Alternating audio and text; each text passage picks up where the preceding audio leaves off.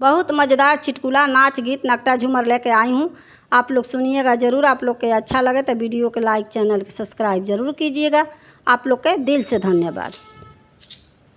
हमसे ऋषिया के कहाँ जाला रजऊ, हमसे ऋषिया के कहाँ जाला रजऊ, आवा मुर्गा बनवले बानी खाल रजऊ, आवा मुर्गा बनवले बानी खाल रजऊ, गरम बा कढ़ाई तेल डाला रजऊ, गरम बा कढ़ाई तेल डाला रजऊ, आवा मुर्गा बनवले बानी खाल रजऊ, आवा मुर्गा बनवले बानी खाल रजऊ, हमसे ऋषिया के कहाँ जाला रजऊ, हमसे ऋषिया के कहाँ जाला रजऊ, आवा मुर्गा बनवले बानी खाल रजऊ, आवा मुर्गा बनवले बानी खाल रजऊ,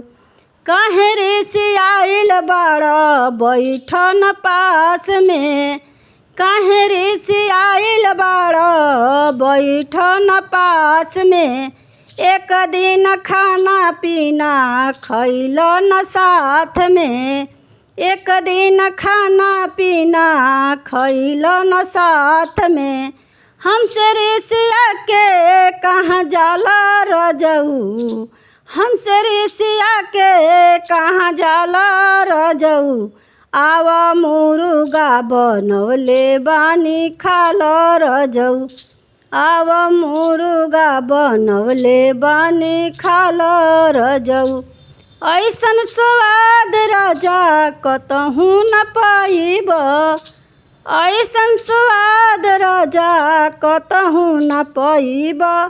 हमसे ऋषिया के कहाँ जाला रजऊ, हमसे ऋषिया के कहाँ जाला रजऊ, आवा मुर्गा बनवले बानी खाल रजऊ,